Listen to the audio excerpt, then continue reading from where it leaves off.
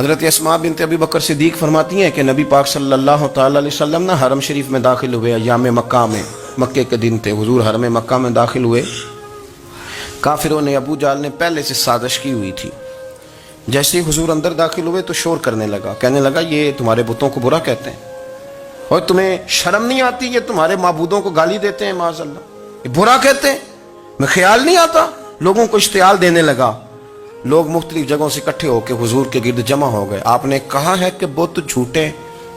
हुजूर फरमाने लगे कहा है।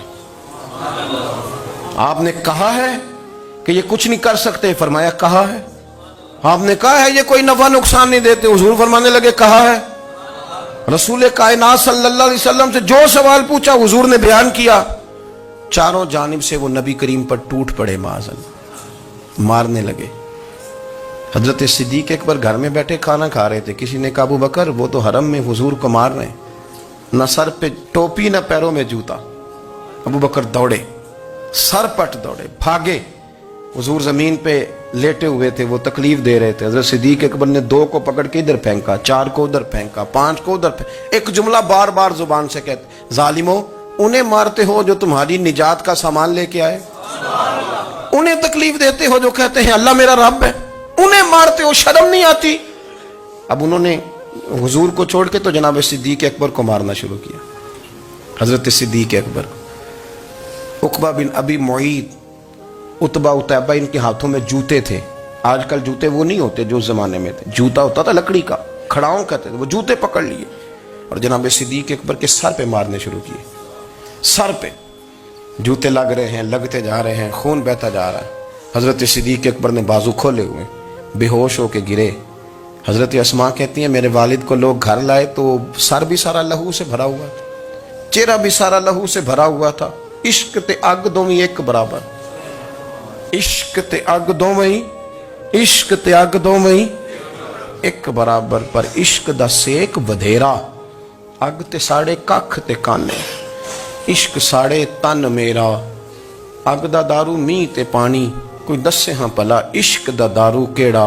सजना उत्थे कुछ नहीं बचता जिथे इश्क हुरां दा डेरा। हजरत सिद्दीक अकबर को घर लाए तो लहू लुहान है सारा वजूद, खून बह रहा। जनाब अस्मा कहती है मैंने सर पे हाथ रखा, देखूं कहाँ कहाँ मेरे वालिद को, मैं रो रही हूँ। मैंने सर पे हाथ रखा तो कहती है बाल भी मेरे हाथ में आ गए और सर से चमड़ी भी उतर के मेरे हाथ में आ गई, गोश्त भी सर से उतरने लगा। सारा सर उनका मार मार के उन्होंने नाजुक बना दिया, नरम कर दिया। आप फरमाती हैं वो बेहोश थे, हम उनके मुंह में दूध डालते थे, लेकिन वो जब भी आंख खोलते थे तो जुबान पर एक ही लफ्ज था, जालिमो उन्हें मारते हो जो तुम्हें कहते हैं मैं अल्लाह का रसूल बन के आया, उन्हें मारते हो। इस तरतीब से रसूलुल्लाह की गुलामी की, इस रंग में नबी पाक से प्यार किया, नबी पाक के हिस्से के जख्म अपने सीने और दिल पर बर्दाश्त किए। इसलिए तो मेरे करीम ने फरमाया था, लोगों सुन लो, मेरे साथ जिसने भी नेकी की मैंने बदला दे दिया। मैंने अबू बकर को नहीं दिया, मैं अबू बकर का हाथ पकड़ के अल्लाह की बारगाह में ले जाऊंगा। मैं कहूंगा मालिक इसने बड़ी नेकियां की है, तू ही इसे अजर अता फरमा। मैं लेके जाऊंगा, कहूंगा अल्लाह तू दे इसे अजर, इसने बड़ी नेकी की, इसने बड़ा प्यार किया, इसने मेरे साथ बड़ी मोहब्बत की, इसने बड़ी गुलामी। कच्चा पक्का नजरिया लेके जब लोग दुनिया में चलते हैं तो इकबाल कहते हैं, मैं कहता हूं ये कुछ भी नहीं, ये बगैर इश्क के दीन पे अमल कर रहे हैं। इकबाल ने पता क्या लफ्ज का, इकबाल कहते हैं ये ढेर है, ढेर, और ढेर भी खाक का। खाक का जो ढेर होता है ना, खाक का, वो कुछ भी नहीं होता, फूंक मारे तोड़ जाता है। इकबाल कहने लगे बुझी इश्क की आग अंधेर है, बुझी इश्क की आग अंधेर है, बुझी इश्क की आग अंधेर है। ये मुसलमान नहीं, ये खाक का ढेर है। अब ये मुसलमान नहीं, अब ये खाक का अपनी सारी जिंदगी। और देखे ना, बड़ी दफा आपने वाकया सुना है, उस पर मैं जाना नहीं चाहता, सिर्फ एक बात मतलब की करना चाहता हूँ। हजरत उमर कहते हैं मैं ले आया था ना आधा माल, और दौर था कहत का, गरीबी का। अबू बकर ले आए सारा ही माल। तो कहते हैं हुजूर के पूछने का ना अंदाज ही बिल्कुल निराला था, हुजूर के पूछने का अंदाज ही अनोखा। मुझसे हुजूर ने फरमाया क्या लाए हो? मैंने कहा हुजूर आधा माल ले आया हूं। तो अबू बकर सिद्दीक से ये नहीं पूछा क्या लाए हो, मुझसे पूछा क्या लाए हो। और अबू बकर सिद्दीक से फरमाने लगे घर क्या छोड़ के आए हो। कहते हैं वो जो पूछने का अंदाज था ना, सवालों में जो फर्क था, वो फर्क ही बड़ा अनोखा था। मैंने कहा उमर तू यहां तक पहुंच सकता है, یہ تو بڑا لمبا چوڑا کھاتا ہے, تم کیسے پہنچے گا؟ حضور کے پوچھنے کا انداز, مجھ سے پوچھا کیا لائے ہو؟ اور ابو بکر صدیق سے فرمانے لگے گھر کیا؟ کہتے ہیں وہ بھی بڑے سے آنے تھے, انہوں نے یہ نہیں کہا حضور سارے لے آئے, یہ نہیں کہا کہ حضور گھر خالی چھوڑا. کہنے لگے حضور میں کوئی لوارث تو نہیں نا, میں کوئی کنگال تو نہیں نا, رسول اللہ کا ماننے والا ہوں, کیا گھر چھوڑا کے آئے ہو؟ تو کہنے لگے حضور گھر اللہ چھوڑ آیا ہوں اور اللہ کا رسول چھوڑ کے آیا.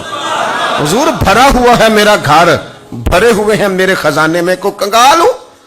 میں کوئی ایسا ہوں؟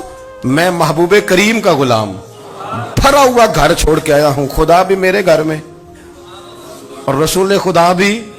کہنے لگے سونیا جس پر آپ کی نظر کرم ہو, جس کو یہ خزانہ ملے کہ ساری کائنات جس رسول کے لیے بنی اور جس کے لیے انبیاء دعائیں مانگیں کہ اے اللہ ہمیں ان کی امت میں بنا دے, فرمایا ساری دنیا جن کے لیے بنی, غار ثور میں اس محبوب کو 3 دن تو میں نے گود میں سلایا ہے.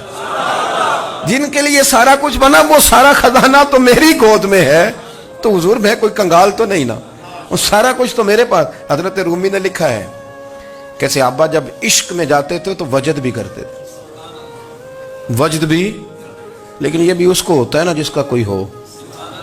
جن بندوں کو پتہ نہیں نا اس رستے کا یہ کیا ہے, تو مقدر سکندر کا دیکھو پیاسے چلے جا رہے ہیں کنارے کنارے, پتہ کو نہیں ہوتا, دور کھڑے ہو کے تنقید کر رہے ہوتے, پتہ نہیں نا بیچاروں کو, وہ مزہ چکھا نہیں, نہ اس داستان سے گزرے ہیں, نہ کبھی وہ رنگ ان پہ آیا ہے, نہ وہ شام کبھی آئی ہے جب وہ کسی کے لیے رو کے رات گزار دے, نہ انہیں خبر ہوتی ہے, وہ دور کھڑے ہو کے کہانیاں سنا رہے ہوتے ہیں. تو مجھے کبھی لوگ کہنا فلانا بندہ اعتراض کر رہا تھا, میں کیوں تھا باندھا ہے, اس لیے کہ اسے پتہ ہی نہیں پانی کتنا گہرا ہے, وہ کبھی اترا ہی نہیں, تو وہ جو کر رہا ہے اسی جگہ پہ, وہ بیچارے کو پتہ نہیں نا, وہ صحیح چل رہا ہے. حضرت ابو بکر صدیق 3 دن نبی پاک کو 3 دن غار ثور میں اکیلے تھے, دوسرا کوئی شریک نہیں تھا.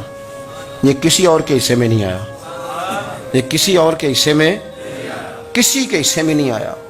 اور 3 دن وہاں اکیلے رہے, اور پھر 12 سال قبر انور میں. حضرت عمر تو 12 سال کے بعد آئے نا, 12 سال روضہ انور میں بھی نبی پاک کے ساتھ اکیلے رہے. یہ اعزاز ہے, اس اعزاز کو کبھی سمجھیں. عارف رومی کہتے ہیں کہ دن حضرت عمر نے جا کے منت کی, کہنے لگے ابو بکر تو میرا یار ہے, میرا تیرا یارانہ ہے, ایک بات میرے ساتھ پیار کر. حضرت ابو بکر کہنے لگے عمر کہیے, کہنے لگے کچھ ہے مانگنے آیا ہوں. آپ نے فرمایا تو مانگ, میرے اختیار میں ہوگی تو دوں گا. انہوں نے کہا ابو بکر سارا کچھ نہیں مانگتا, میری زندگی کی ساری نیکیاں لے لے. اور ان کی زندگی کی نیکیاں کتنی ہیں؟ حضور نے فرمایا جتنے آسمان کے تارے ہیں اتنی عمر کی نیکیاں. فرمایا میری زندگی کی ساری نیکیاں لے لے. وہ غار ثور میں تو 3 دن حضور کے ساتھ رہا ہے نا, ان میں سے ایک رات مجھے دے دے. ساری تیری نیکیاں, ان میں سے ایک رات مجھے دے دے. تو حضرت ابو بکر صدیق فرمانے لگے میں نے تجھے کہا تھا میرے اختیار میں ہوگا تو میں دے دوں گا, یہ میرے اختیار میں ہی نہیں, یہ میرے اختیار والا کام ہے. اور تجھے میں نے کہا تھا کہ کچھ ہے مانگ لے, تو نے تو میرا کل سرمایہ ہی مانگنا شروع کر دیا. یہ نہیں میں دیتا بھائی, یہ تو میرا سرمایہ حیات ہے, یہ تو اصل ہے. بٹھا کے اپنے محبوب کو اپنے پہلو میں, جو لوگ کچھ نہیں کرتے وہ بھی کمال ہی کرتے ہیں. حضرت ابو بکر صدیق رضی اللہ تعالیٰ عنہ نے نا رسول اللہ کی غلامی کی, نبی پاک کا ادب کیا, حضور کا اکرام کیا, اپنی زندگی لگا دی, حضور کی رضا کو پا گئے تھے, سمجھ گئے کہ حضور اس بات میں راضی ہوتے ہیں. یہاں حضور ناراض ہوتے, وہ سمجھ گئے, ہر اس چیز کا خیال رکھتے, ہر اس شے کا جو میرے رسول پاک صلی اللہ تعالی علیہ وآلہ وسلم کو پسند ہے.